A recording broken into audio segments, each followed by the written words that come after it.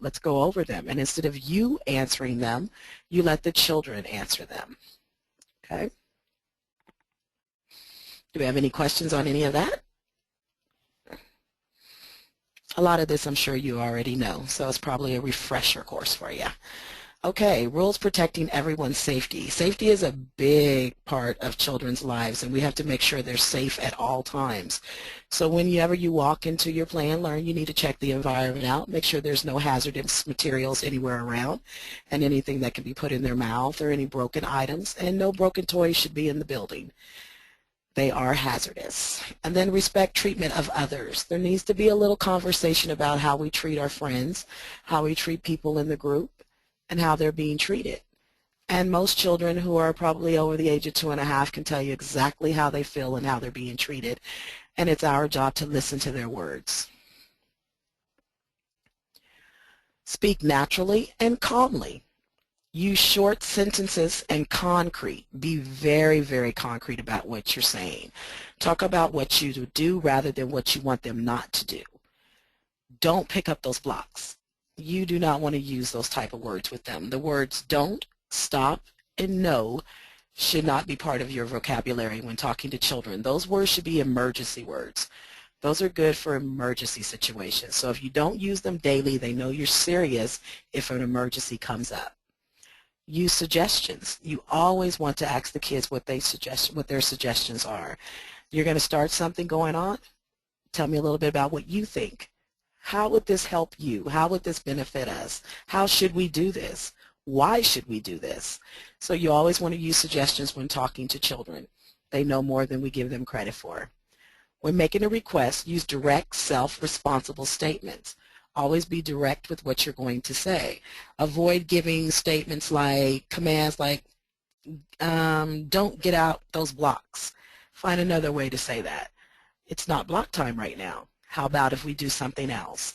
There's that don't word again. So you got to keep in mind that don't, stop, and no. Give choices whenever possible, but don't give a choice when you want the child, when the child really does not have a choice. If you really do not want them playing with certain things, don't give them that choice. And if it's only for certain kids, then you only need to make it for those children, and don't let the other children know that that's an option. Give only a few suggestions at a time. Do not suggest you may go here, you may go here, you may go here. Just give them a couple. That's all they need. And allow the child time to process information and complete the task before offering another suggestion or repeating a limit. Always give children at least a minute, and you may have to count backwards to respond to your question or your answer. It takes them a little bit more time to process the information you're giving them, so don't rush it. Give them time to think about it and then respond. Do we have any questions? Yeah, any question, folks? Go ahead and just type them in the question box.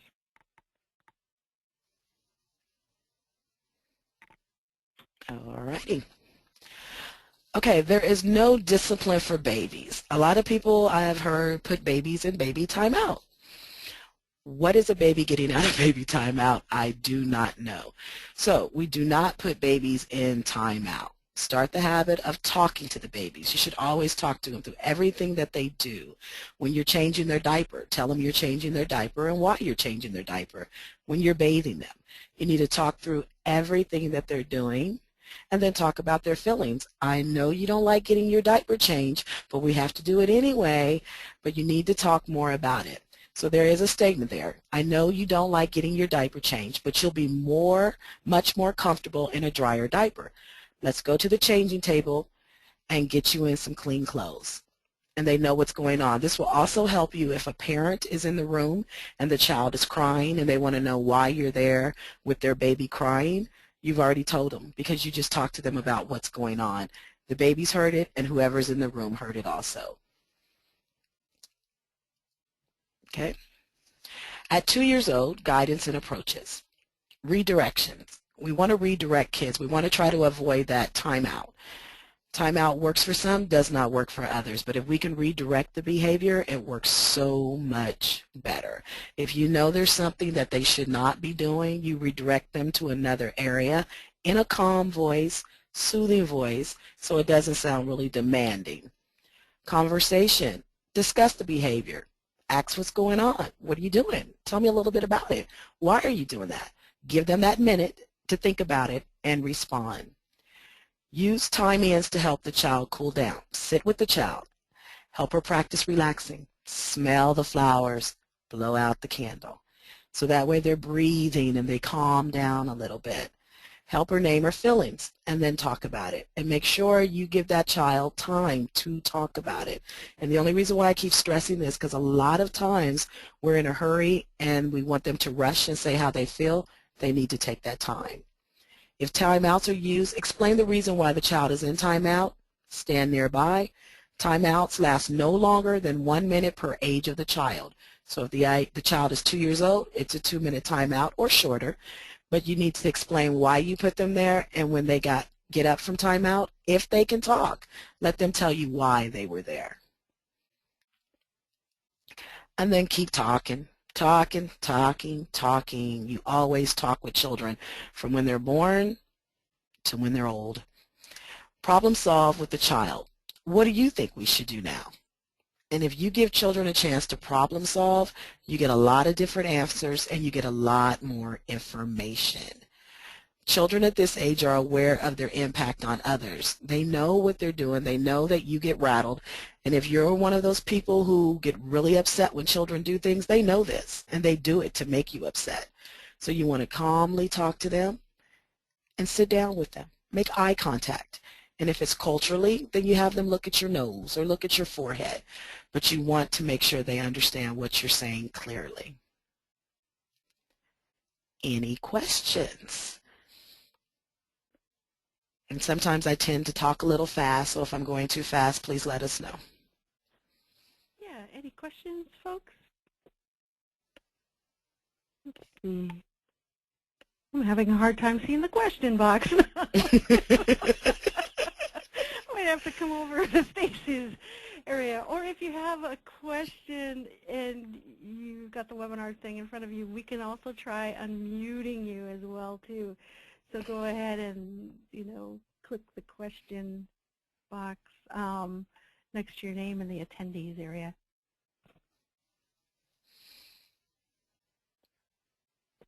Okay. Here, just a sec, Stacey, I'll come over and take a look.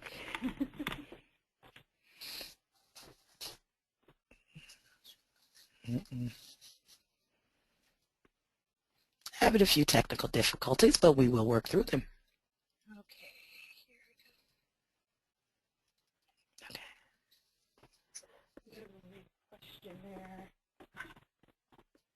No, I see your question. So would disciplining such as redirection begin to start at 2 and not earlier? No, you can start the redirecting as soon as they're little bitty babies. They may not understand it, but you're modeling it for them and they're going to understand. So if you have a couple of babies playing with rattles and they're fighting over the rattle, you would redirect that child to something else if they were little bitty babies. But no, I would not just start at 2. I would start as soon as it was possible if you need the redirecting needs to happen. Okay, I'm not sure I answered that the way you need. If you have another question, feel free.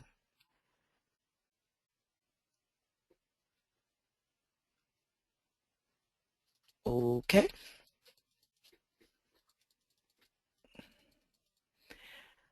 All right.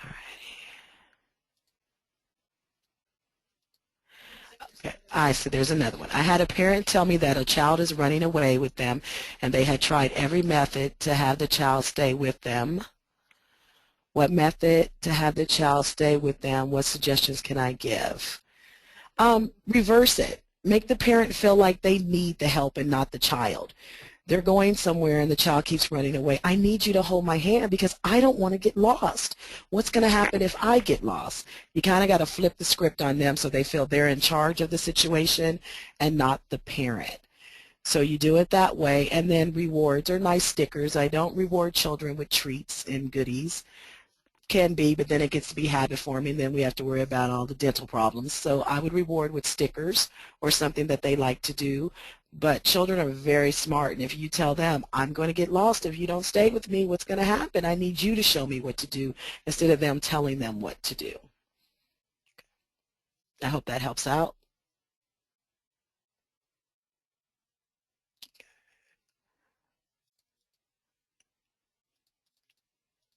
Okay. You're welcome. Okay, if one child takes the toy from another and the other child doesn't protest, is it okay to interfere still in order to teach the child that it is not okay to take away a toy? Yes, and just talk about it. You don't have to directly take a toy away from the child, but you need to tell them about that. He was okay with you taking the toy from him, but we really do not take toys from other children. But you need to use your words and ask them, is it okay if I have that toy? And if the other child said it's okay, it's okay. And if they say no, then you discuss why they do not want them to take the toy from them. But you have to refer it back to the child and let them answer it. Yes, there should be a question there. Is it okay? How do you feel? How would you feel if they took that toy from you? He's okay with it, but do you think you should have used your words and asked him first? And that way he would get used to using his words when he wants something. And the key is just ask him, use your words. We know you want that toy, but use your words.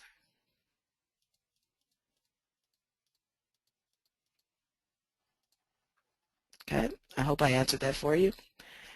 You are welcome. Okay, we're going to move on to the next one.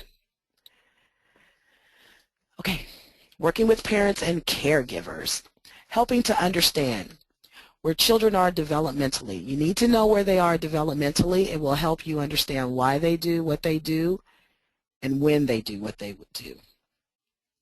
Developmentally appropriate expectations for children and developmentally appropriate guidance approach. The group has rules. Every place has rules. The grocery store, your home, school. So you have rules for your play and learn group. Those rules need to be stated, and you might need to state those rules at every play and learn group. Then after you've done it several times, those children who come all the time will tell you the rules.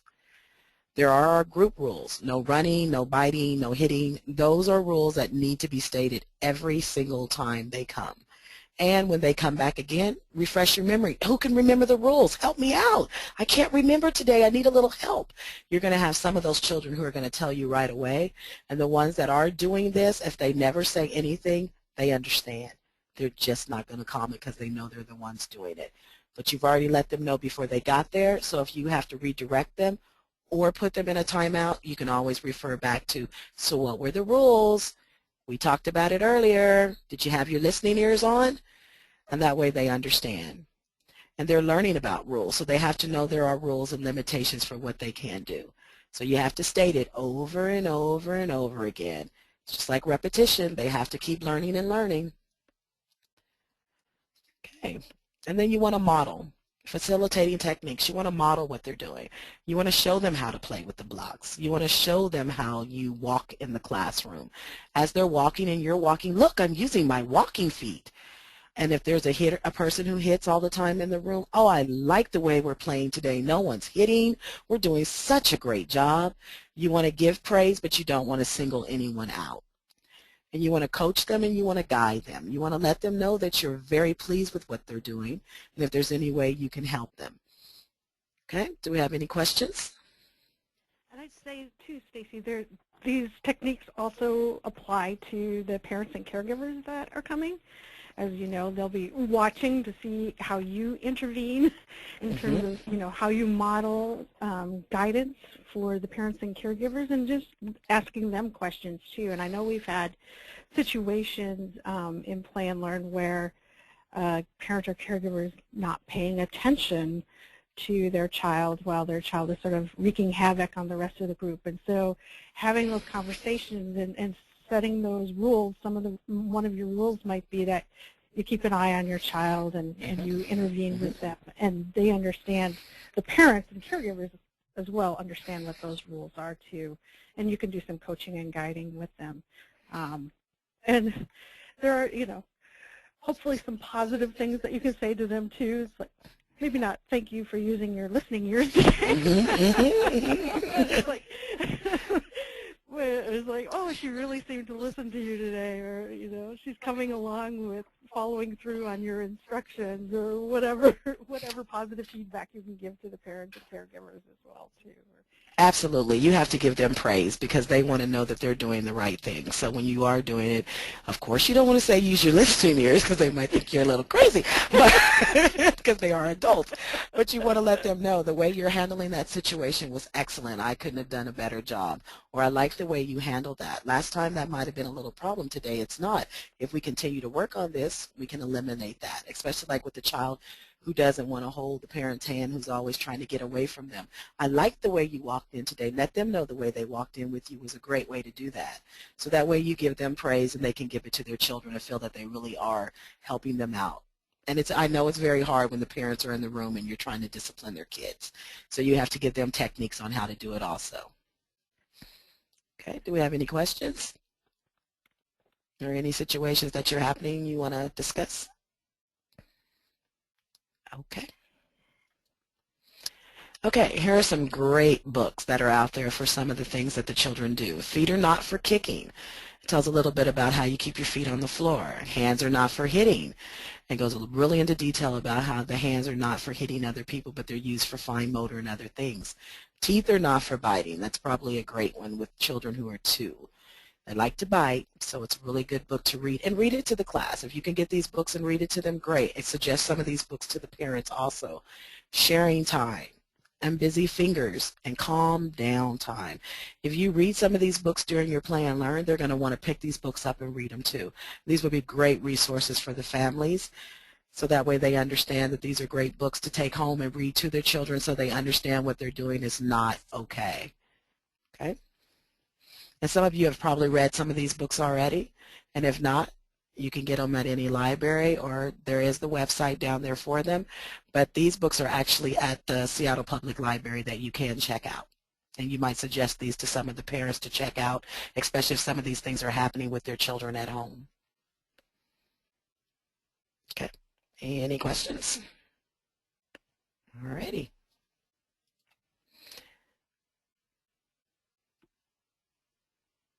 All right. So any other questions? We can also go on towards the end of the PowerPoint presentation.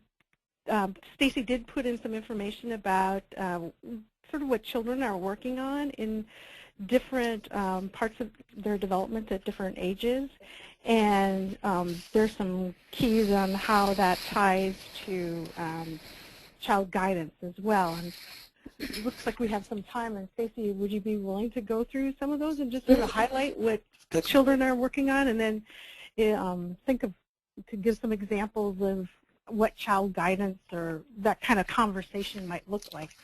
Yeah, and I will do the door prize. All right. So today we have the Parenting Counts discussion manual. It's a series of 20-minute workshops that you can do as sort of a parent or caregiver education, but it's also something that you could borrow from in terms of coming up with topics around parenting for the caregiver education component of your play and learn group too. I know that several play and learn groups have used these materials. So the lucky winner today is Shawnee in Lower Columbia Community College. Let me just double check that Shawnee's with us. She must be present to win. Is she there? Shawnee, she's not there. Oh my goodness. Okay, so I'm going to draw another name and I'll make sure that she's there. And if Shawnee, if you're there, just stop me. And the next person I'm double checking, I think she's with us today. Yes, Becky with the YMCA in Seattle. So Becky, I'll email you and get a good mailing address or drop it by somewhere so that you get those materials. But congratulations. And again, feel free to type in any questions, or if you have situations that you would like to have a little bit of guidance on from Stacy, feel free to type those in the question box. And we'll stop periodically and take a look at those.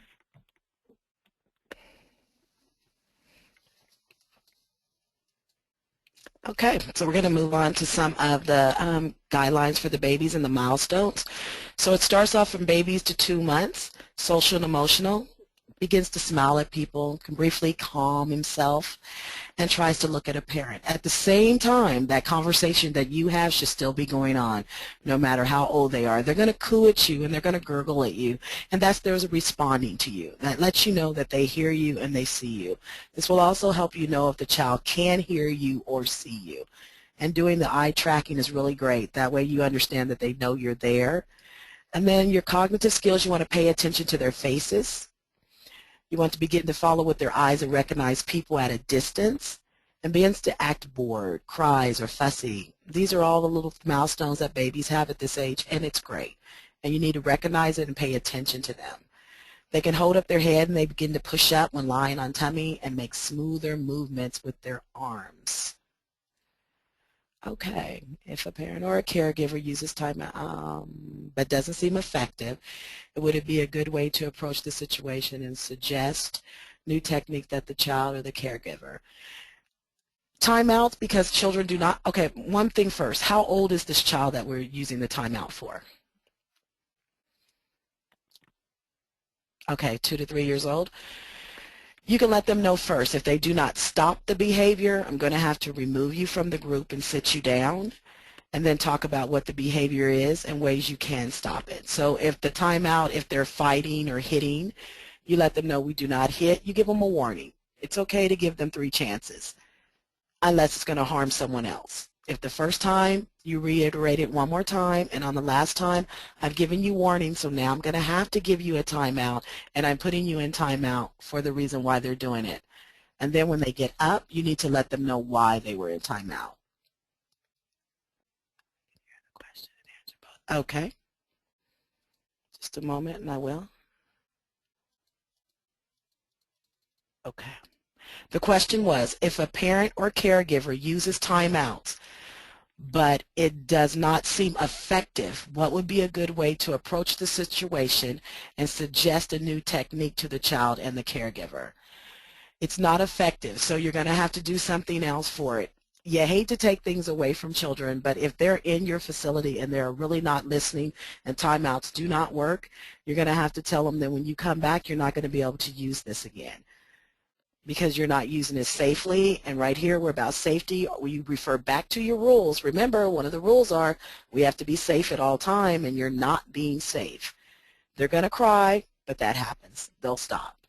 But you have to be very, very clear on what you want them to do and their limitations. And it's really harder for your group with Play and Learn because the parents are right there watching everything that you do. So you have to inform them on the same thing. You have to be on the same page. The discipline you do them, the parents need to do the same thing. Does that kind of answer your question?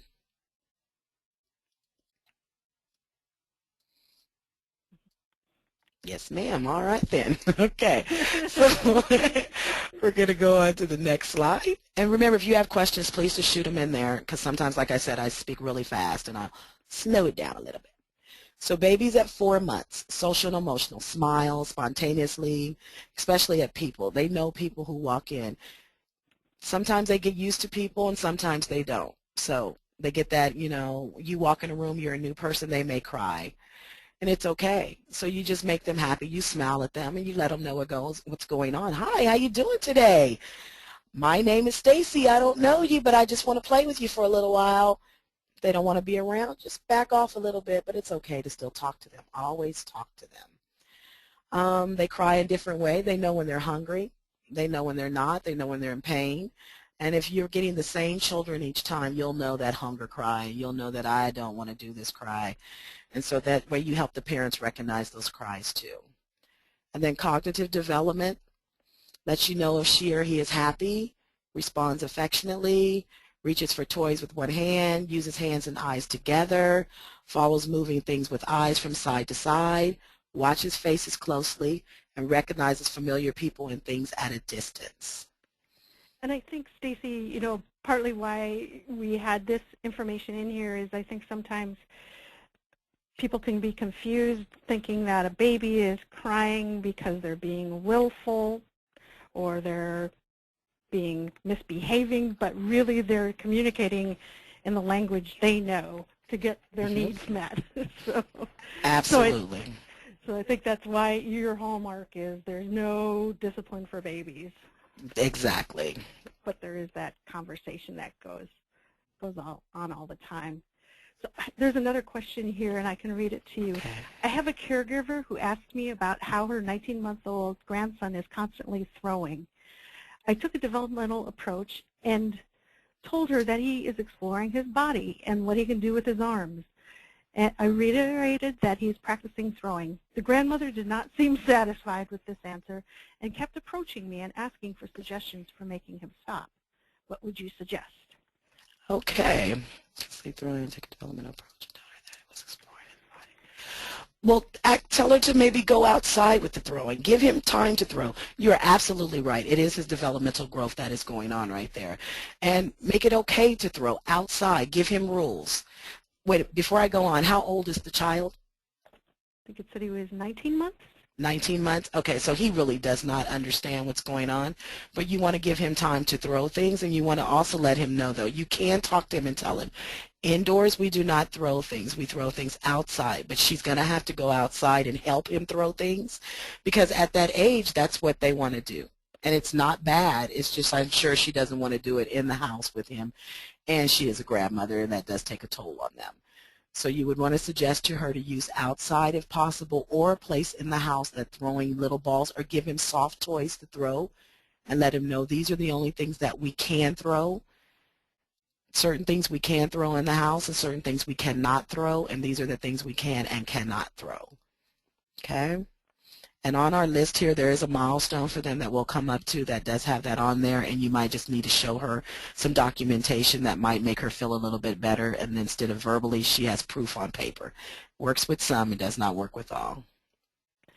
And so Sarah also commented, I told her these things. She just wants him to stop completely, even after an explanation similar to the one you just gave. So... Okay, so what we can do is the milestones that are on here, you can show her the milestones of his age, and then that way she can see it, that it is researched and documented that all children do this, and her child is just not one, her grandchild is just not one doing it. It is, most children do it at that age. It's pretty much, it's normal. She's going to want it to stop because she's a grandmother, but it just doesn't work like that. Does that help you out a little bit? I like the milestone on paper idea. Thanks. Okay. Sarah says, yeah. Okay, great. Yeah, sometimes it does help to have sort of that, the authority of paper or something like that, or a pediatrician told me, or, you know, you don't have to lie about it, but, you know, or I learned in my child development class or something like that, that kind Absolutely. of takes it off your shoulders or her shoulders. It's this other expert. And Children's Hospital has a website that tells a lot of these milestones that are on there, and it also says Children's Hospital, so she might believe it better if it came from someone else instead of from you because she just wants them to stop. But if it is on paper, she might take it a little bit better, but it is Children's Hospital has this great milestones on there that you can use also. Okay. Alrighty. Babies at 4 months, movement and physical. Holds head steadily, pushes down on legs, may be able to roll over, can hold a toy and shake it. And when lying on stomach, pushes up to the elbows. So I'm going to go through these kind of quickly for the babies because I know a lot of you have older children. But tell me to stop if you need me to stop. Babies at 6 months, they have their social and emotional and their language development. Knows familiar faces, likes to play with others, likes to look at self in mirror, and that is a great one. And another suggestion to do with babies if you have them at the Play and Learn is just get a box, shred a bunch of paper up it, and put a mirror at the bottom of the box. And when the babies are searching through the box and at the bottom there's a mirror, they see themselves, you're going to see them laugh and such great facial expressions that they're going to make. So a nice sized box with shredded paper, a mirror at the bottom, and just let them search. There's nothing better than playing with boxes and stuff for children. You have to sit there with them though, but it is a good idea to do, and that way it keeps them busy and then you can see how they see themselves. Okay. Continue with babies at 6 months, their cognitive and their movement development. Looks around at things nearby, brings things to mouth, begins to pass things from one hand to the other. rolls over both directions, begins to sit without support, and this is the fun part because they can sit up now and see the world around them. So that way they can see what's going on and you can talk to them about it, and they're going to watch you, they're going to eye track whatever you do. So modeling is a really good thing, and coaching is a good thing because they're going to model, they're going to see what you're doing, and they're pretty smart little guys. They understand what's going on more than we give them credit for. At 9 months, they're getting a little bigger. So then they're going to begin to use those first sounds like mama and papa and dada, and you're going to get to hear those. So that's their conversation piece. And they understand the word no. So you got to be careful with that word no, because we really want to use that only as emergency words. So that's not your everyday word. No, don't do that. No, don't do that. We really want to use those for emergencies only. Okay. And then their cognitive development, and then their movement, and enhances and gets bigger. And I know we all know this. The peekaboo games are great. And then puts things in their mouth. Everything goes in their mouth. So be careful. That's why I say do a safety check every day to make sure nothing's on your floor or anything that they can put in their mouth. Okay. And then babies at 1 year. So do we have any questions about infants?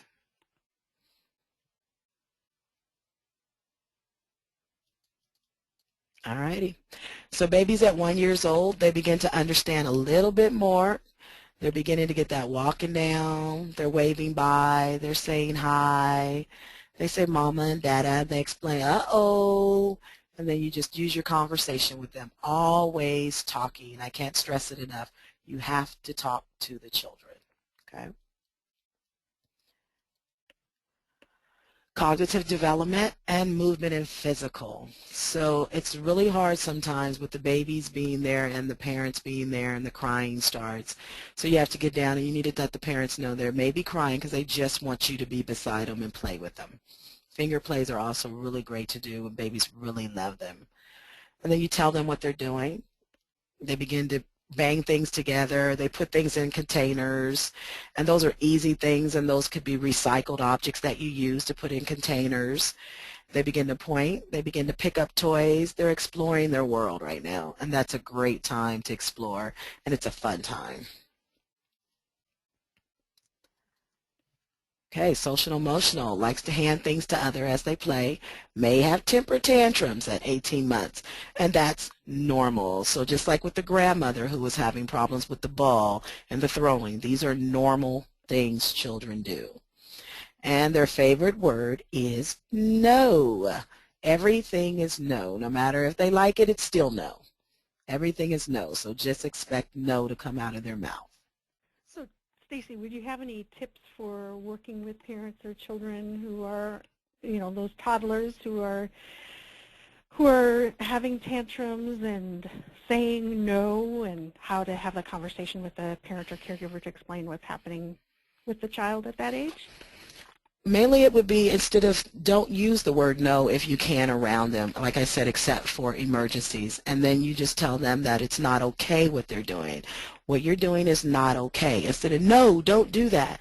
What you're doing is not okay. They're going to hear you using those words more often instead of the word no. And then they're going to kind of try to get away from the word no. But the only problem with that is toddlers love the word no. And it's very hard to get them away from the word no, but that's not okay. Let's try it again. But that one's a difficult one because the word no is just embedded in those little people's minds. And so if a child is having tantrums or things like that, are there things that you would advise caregivers, parents, facilitators to do to help with that kind of situation? Because I understand that's a trigger for discipline in a lot of adults. I mean, that's... If they can't understand and talk, then you want to go ahead and smell the flower and blow out the candles. You pretend. So that way they're breathing. They're having a tantrum. You want them to calm down. You want to calm their bodies down. We have a flower. Take a smell. Now blow out the candles. They're inhaling. They're exhaling. You're trying to calm the behavior down. Sometimes it's not easy to do. Sometimes it is. And if you can get them away from the behavior and distract them, they may forget about what's going on. But you have to address the behavior and then move on from there. And that's kind of where redirection comes in. The tantrum's going on. You can't stop it. Let's redirect you from what the tantrum started with and then move on to something else. Okay? Great. Thank you. You're welcome. Any questions? Okay.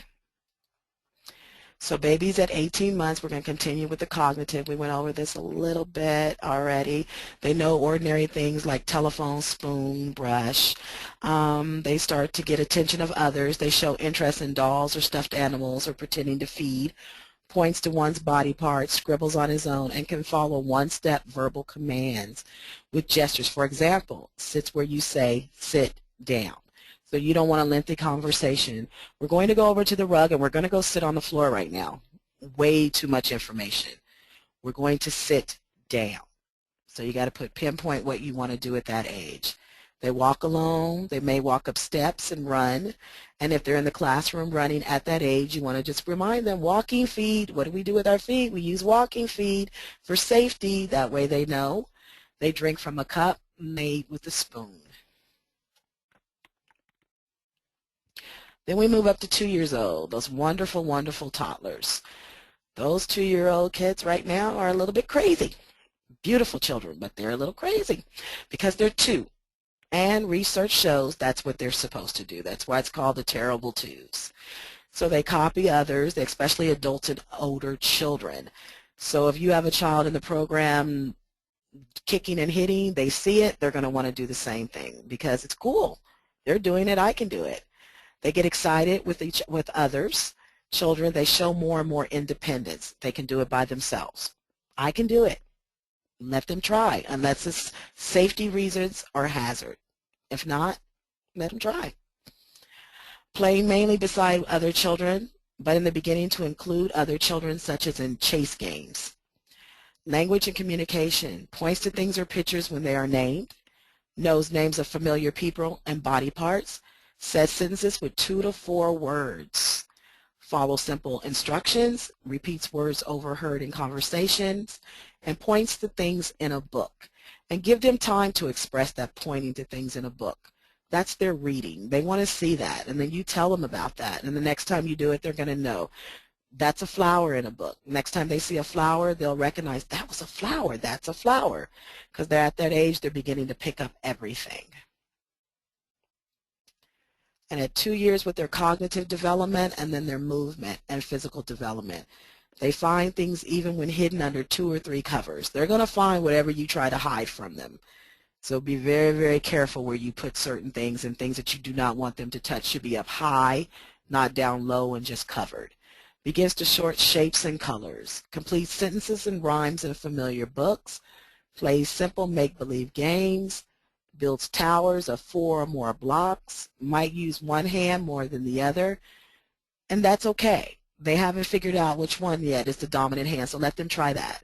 Follows 2 steps instructions such as pick up your shoes and put them in the closet. But you want to be clear. Pick up your shoes and put them in the closet. You might have to restate it a couple of times. You might have to restate it 4 or 5 times depending on the toddler. Names items in a picture book such as cat, bird, or dog, and then you can refer that to if they have a dog at home so they know what that is and what that means. The movement and physical development. Stands on tippy toes. Kicks a ball. Begins to run. Climbs onto and down from furniture without help. Walks up and down stairs holding on. Throws balls overhand. So for the grandmother who's having a problem, if you show her that this is normal, they throw balls overhand, they throw all the time, they kick, this is part of their development. So it's actually something that is normal that they're going through. Okay, if I'm going a little too fast, let me know. Yes, and any questions, go ahead and type them in the question box. Okay. So at 3 years old, they're beginning to know themselves a little bit more. They're copying adults. They're making friends. They show affection for friends without prompting. They take turns in games. They show concern for crying friends. They understand the ideal of mine, his, or hers. So don't get it mixed up. They understand when something is theirs and not theirs. And then shows a wide range of emotions. They're going to go from one spectrum to another. They're going to be happy. They're going to be sad. So it is a good time to talk about emotions so they understand what their emotions really do mean. They separate easily from mom and dad. They're no longer clinging to mom and dad, but it's harder at your Play and Learn because a lot of the families are still there. The parents are there, So that's going to make it a little harder for you for the separation part. So you just let them know. Some children will run right away from their parents, and some children want them to be there. So you have to help the parents understand it's okay for them to sit down with them and play with them also. They dress and undress themselves. And that might take you a long time to get out the house, but let them do it. Follow instructions with 2 or 3 steps. Can name most familiar things. Understands words like in, on, and under. Says first name, age, and sex. They know if they're a girl. They know if they're a boy. They know how old they are. And if they don't, these are questions that you should ask them so they do know this and can give you that. They can name a friend, and as long as they can name one friend, they're good. Says words like I, me, we, and you, and some plurals. Cars, dogs, cats. And it is okay for you to use the word plural when you're talking to children. Those are cats. There's more than one, so it's called a plural, and those are the words that they're going to hear. So later on, those words are already introduced to them. We forget sometimes to introduce those words because we don't think children understand them, but if you hear them in advance, they're going to remember those words later on.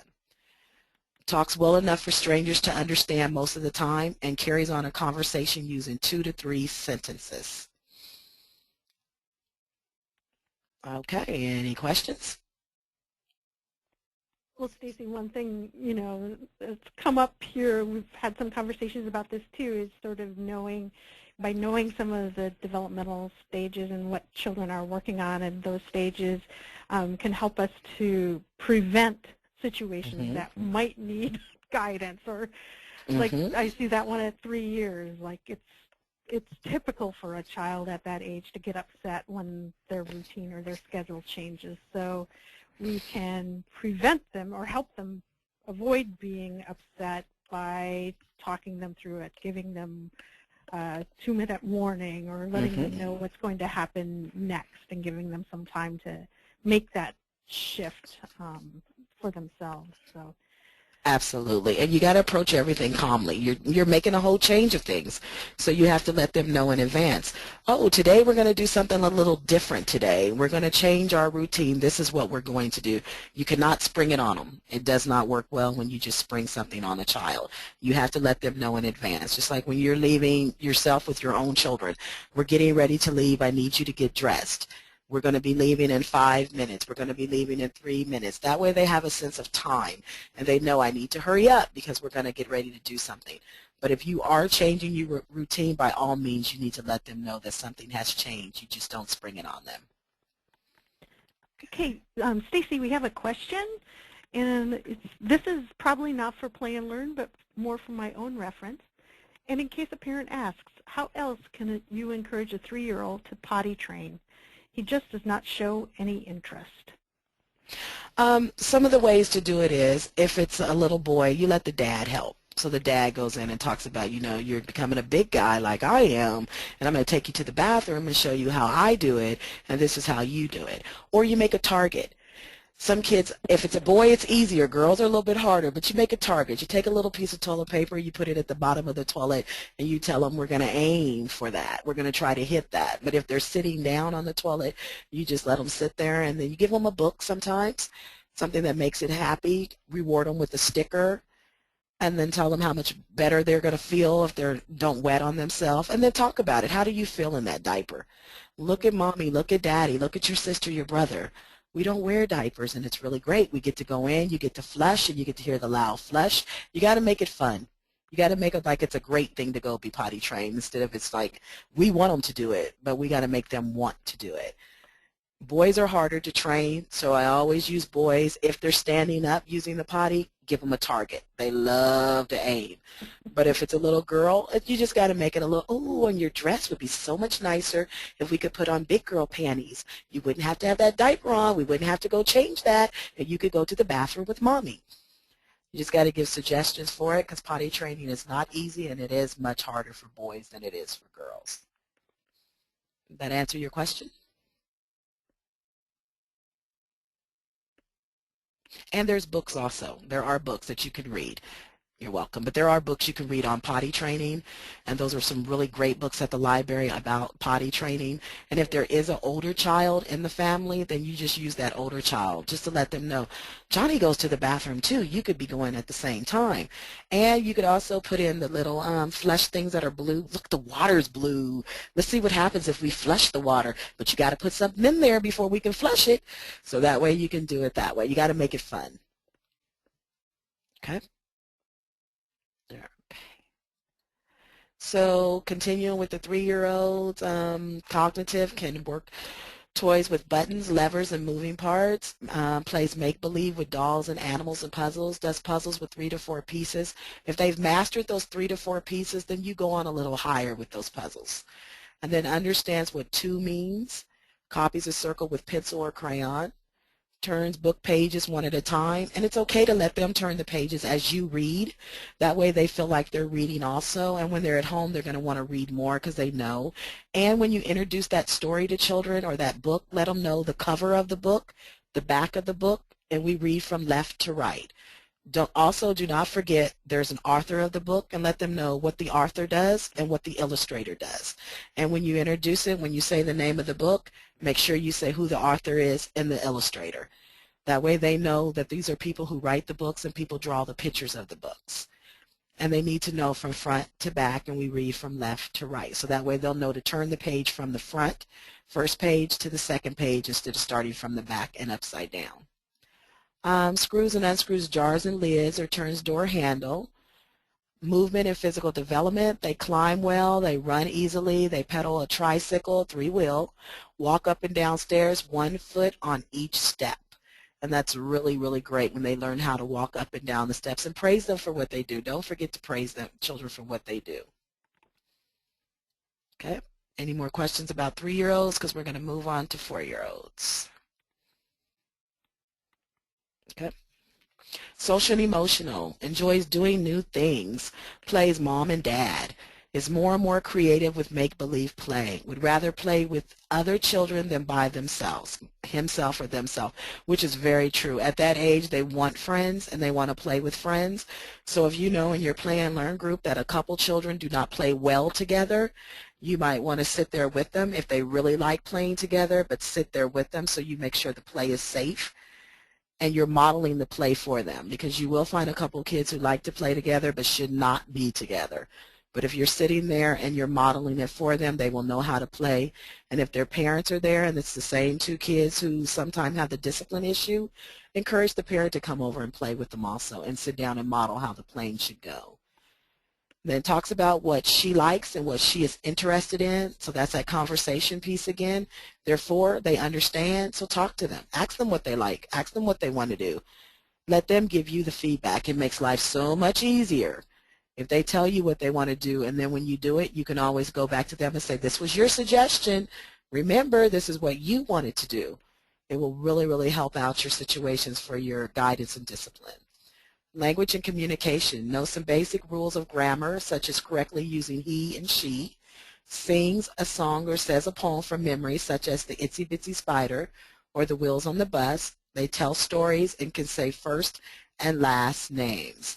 And when I was teaching, the children love to tell stories. And I learned to have patience. Their story might be more than 2 minutes long. Let them finish. And if they're going really long, then you let them know, I'm going to give you about another minute to finish your story because we have to move on. But you let them share what they have to say. And that way you really know if what they're doing is okay and what you're doing is okay. And then cognitive development, they name some colors and some numbers. They understand the ideals of counting, starts to understand time, and always use time. When you're doing it, and today we're going to go wherever, and you're going to be in there 20 minutes, the limit is 20 minutes. See what the clock says, the big hand's on the 12. When it gets down to the 4 or whatever you're doing, you need to let them know this. And if you have timers, timers are great also. We're going to be 10 minutes in this area. When the timer buzzes, we're going to come out. And right about 2 minutes before that timer goes off, giving you a 2-minute warning, we're going to have to clean up. Remember, the timer's going to go off in 2 minutes. That way they're not upset when it is time to clean up. Remembers parts of a story, understands the idea of same and different, draws a person with 2 to 4 body parts, uses scissors, starts to copy some capital letters, plays board games, card games, tells you what he thinks is going to happen next in a book, and that is beautiful. And I'm going to stop there for a second. When you read a story to a child, you want to read that same exact story 3 times. Not in the same day, but each play and learn that you have, read that same story. If you've read that story to that 3 times to that same group or to those same children, on that 4th time, they're going to read it to you. And you're going to be amazed. They got everything. And you're going to actually see some more details in that book that you didn't see the first time that you read it. Because they pick up on it, and after the 4th reading, they will reread it back to you. Guarantee. Try it and let me know if it worked. Okay? And then movement and physical development. Hops and stands on 1 foot up to 2 seconds. Catches a bounce ball most of the time. Pours, cuts with supervision, and mashes own food. Let them have with their food. It's their food. We don't want them to throw food across the table, but if they want to put all the food together in one pile and eat it, it's not pretty, but they're eating it, so it's okay. We want to make children's food inviting, but if they mess it up and it's not inviting and they like it, it's okay. Don't get upset. They put it all together in a big pile. Would I eat it? No, but they would. I like pretty. Okay? Any questions? All righty. We're going to go on to the milestones for 5 years old. Social and emotional, wants to please friends. They want to be like their friends. They're more likely to agree with the rules. And this is a good time when you state your rules at this time, have them restate them for you. Okay, what are the rules of the class today? Somebody help me out.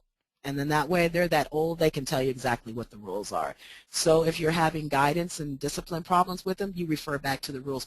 Remember, you remembered the rules when you came in the door. So what is that rule again? And that way you can help them out. Likes to sing, dance, and act, shows concern and sympathy for others, is aware of gender, can tell what real and what's make-believe, shows more independence, for example, may visit a next-door neighbor by himself, adult supervision is still needed. But they have that independence. They may be able to walk into your group and tell you what they want to do and want you to play or want you to interact with them, but they have the words. So again, always communicate and use your words as well as theirs. They begin to speak clearly, so you understand everything that they're saying. They can tell a simple story using full sentences. And remember, give them the time to finish. You might have to count, let a minute go by. Give them time to finish because they're processing their thoughts. So you can't rush things. You got to give them time to express it. Uses future tense, for example, grandma will be here. So if you have children who are crying for their parents, grandma will be back. She will be here. Does she always come back? Well, then she will be back. We know this. You want to make them still feel secure. It says names and addresses. Okay. And then at 5 years old, cognitive development. They count 10 or more things. They can draw a person with at least 6 body parts, and that's really great if they can get those 6 body parts in there. And they can print some letters or numbers. They copy a triangle or other geometric shape. They know about things they've used every day, like money and food. And so talk about some of these things when you're there. Again, I've probably said it 100 times. I'll say it again. Talk, talk, talk. Movement and physical development. Stands on 1 foot for 10 seconds or longer. Hops, may be able to skip. Can do a somersault. Uses a fork and a spoon with sometimes a table knife. Can use the toilet on her own and swings and climbs. So with the toilet training question that we had before, on her own, they're actually giving you 5 years old. Kids are really great at doing this, but at 2 or 3, you have to encourage them to do that. So when you encourage them, you want them to know you're getting older, and when you get older, you'll do it even better. But right now, we want to try this out and get it started. And I am going to say for the potty training question again, potty training is hard, so don't get discouraged. It will happen, but most children do it what they want to. I actually had a child who was not potty trained till he was 5.5 years old. And he was a big guy, and putting him on a changing table was not going to work. So we had to use a mat on the floor. So I talked to his mother, and I asked her the only way we could get him to potty train was using M&Ms. So he got 2 M&Ms for pottying, and for boo-booing in the toilet, he got 3 M&Ms. We worked at the center with this, and then we did it at home. And then once he got that master, we took the M&Ms away. I don't encourage food, but if you have children that old who are not potty training, you have to do something to get them to potty train. And lifting children that big is no fun. Okay? Yep, and they need to be ready for school with all of that, don't they? Fastening their pants and not only knowing when to go to the toilet, but what to do when they get there, and reclothing themselves and washing their hands when they're done. Absolutely. And then you can also let the parents know this is something that has to be done because no teacher is going to do that for them in public school. So they need to work at it at home and let them know, I won't be there to help you. You have to do this on your own. So that way they can do it on their own. And as I said, this little guy was 5.5 years old, but before he entered school, he was potty trained, but it was definitely a challenge. Okay. So that's what we have for the slideshow. Are there any other questions that we have?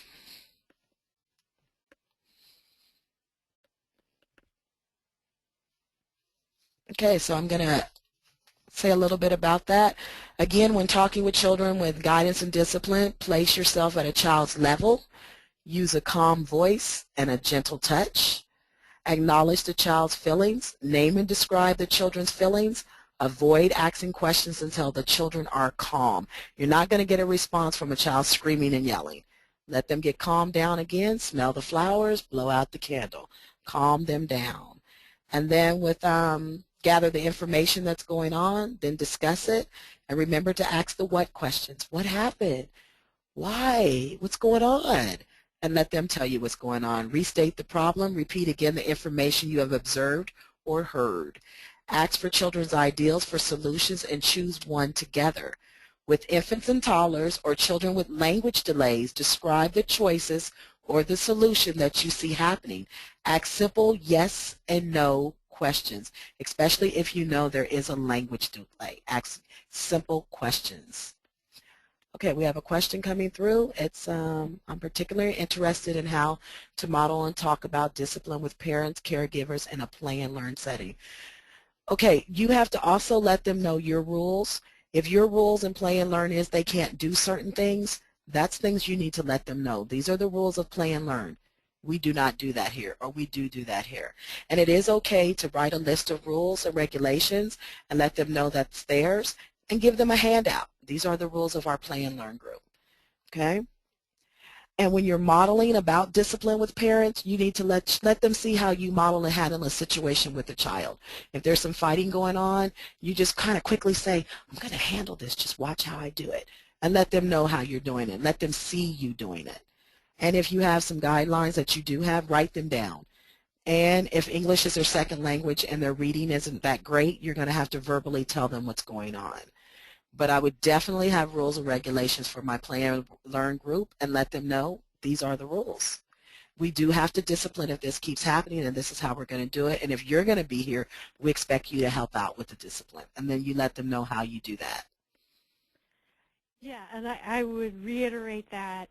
And also, too, you know, Sarah, just thinking about, you know, you could share this information as well with the group. This could be part of your caregiver education piece. Maybe you can just introduce some of the techniques that, or the process that Stacy's talked about, and maybe do a series over several weeks of talking about, okay, this is sort of what works with infants, and here's what they're working on. You can use this developmental list that we have in the PowerPoint as a basis for that. It's just talking about babies are crying, you know, because they're wanting their needs met.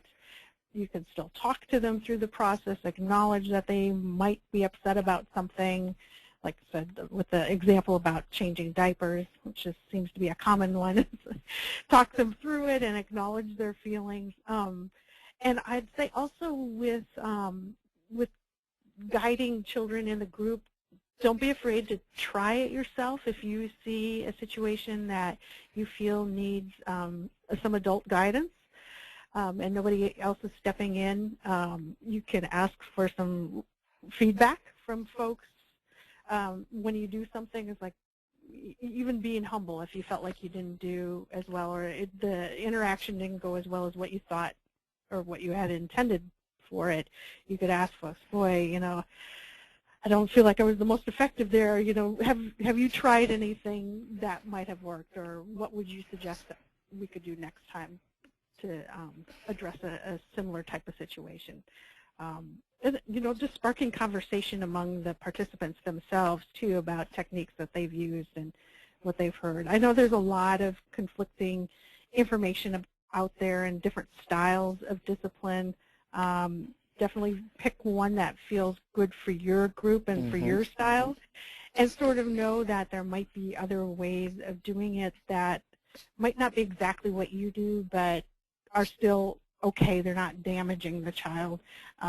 But there might be some ways that people discipline children that you feel like you don't want to have happen in your group, and being really clear about those as rules. So spanking may be one, yelling or calling names, things like that. And you can just sort of say that we don't hit, we don't spank.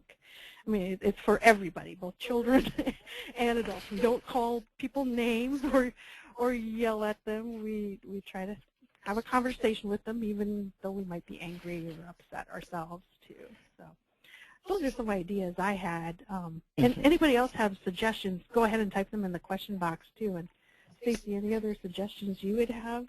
Oh, those are great suggestions, but it's also great if you document them on paper and you make it like a little leaflet or a little flyer that goes home with them so they know these are the rules, and don't yell at your child and things like that. That way they are aware of that and they get that out there. But there's a little poem called "Sticks and Stones Are Hard on Bones, aimed with angry art. Words can sting like anything, but silence breaks the heart." So children need to be heard. They need to be heard. Their feelings need to be acknowledged. So even with disciplining children, they need to explain to you what's going on, and you need to calmly, again, I stress, calmly approach the situation and see what's really going on. Because there could be something going on you don't know about, and this is the only way they can show their anger. So that way you need to ask those questions and let them know what's going on. Okay? It could be like, now I hear the problem is, let's talk about it. And even with the parents, because a lot of them are coming in with their own baggage, you want to know kind of what's going on.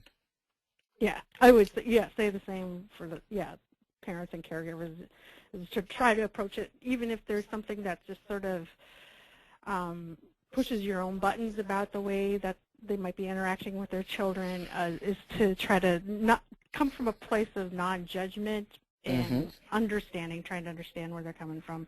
It could be they're just having a bad day, or they really are stressed out, they don't know how to deal with it, and, you know, coming with questions about, or asking, can I help, or you're looking a little overwhelmed today, is there something going on I can help you with?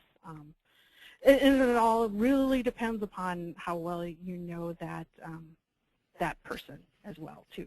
It's how you approach that. So go with your gut and go with what you know about that person and how well you know them, too, as to how you intervene. And I totally agree with your cultural backgrounds that you're getting, that you're going to have a hard time with some. So what you can do with that also, so everyone's happy, so everyone shares their ideals and lets the children decide on solutions. So you can ask them what their opinion is on it, and then what should we do to solve this problem? How does that feel right now? What can we make, how can we make this problem fit better for you?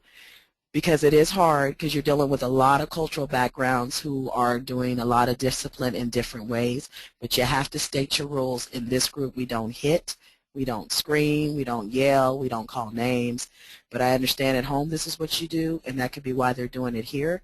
So maybe if you stop some of that at home, you can't tell people what to do in their homes, but you can suggest things for them to do in their homes.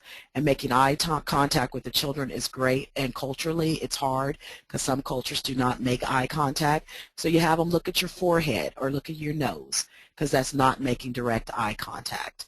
And that way they hear you, and then you ask, did you hear what I said? Or if you have to say, oh man, my ear is a little sore today, could you repeat that again? So that way you hear and you know they're hearing you. Okay?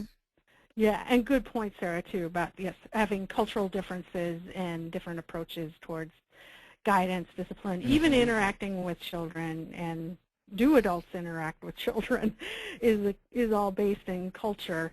And you can help folks learn to, help the adults learn about what you know is expected of children in a school classroom, too, because Many of these children may not have another opportunity to sort of practice those skills of getting ready to be in a school classroom where spanking is not allowed, yelling is not allowed, that they're going to need to be a little bit more familiar with some of the practices that happen in a school. And you can talk to parents about that and caregivers and say, again, like what Stacy was saying, you know, in our group we're going to do this because we need the children to also understand what it's going to feel like and be like and what's expected of them in the school. So we're helping them to develop some habits and to know a little bit more what those rules are going to be like and how to follow them.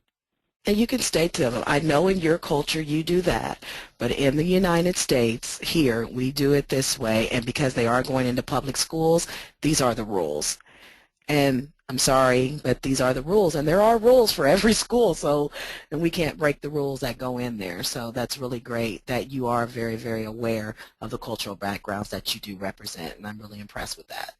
Yes, yes. And we are helping, you know, the children will need to be bicultural, to be in their families, but also to be in school and in the bigger world and in the U.S. So, yeah, Okay. and we could explain it that way. It's not the meaning of that person's culture. Right. This is what the rules are, and I just want you guys to know that. Okay. So do we have any more questions?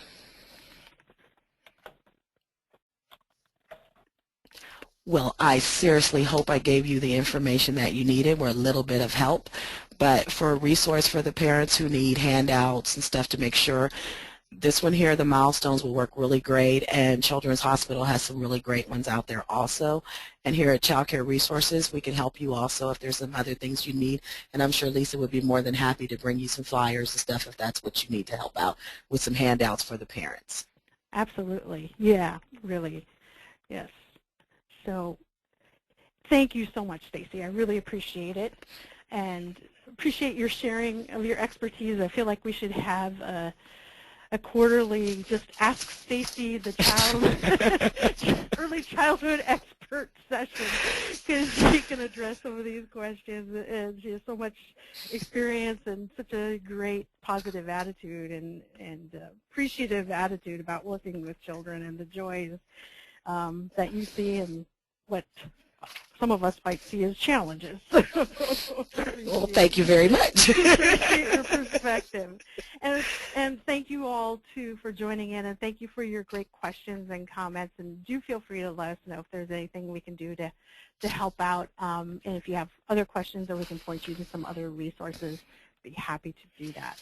So with that, I'll say have a good evening and a safe trip home, and we'll talk to you all soon. Thank you. Thank you.